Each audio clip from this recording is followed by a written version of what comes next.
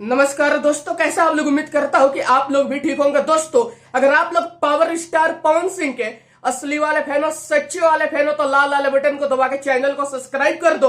अगर आप लोग flop star, red star, pending star के फैन हो तो यहां से भग जाओ, आपके लिए कोई टाइम नहीं है। दोस्तों, सलीम सुलेमान ने सोचा था कि मैं 2 स्टारों को लेके आऊंगा तो मेरा चैनल का रैंकिंग बढ़ जाएगा, मेरे चैनल पे व्यू आ जाएगा, लेकिन ऐसा कुछ नहीं हुआ।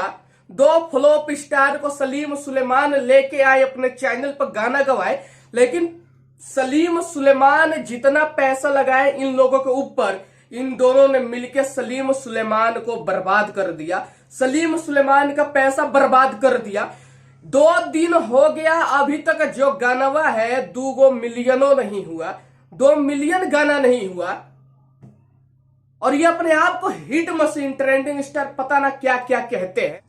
दोस्तों, सलीम सुलेमान का तो पैसा बर्बाद हो गया। अब सलीम सुलेमान भी रूम में बैठ के सोच रहे होंगे कि काश मैं पवन सिंह से गाना गवा लेता।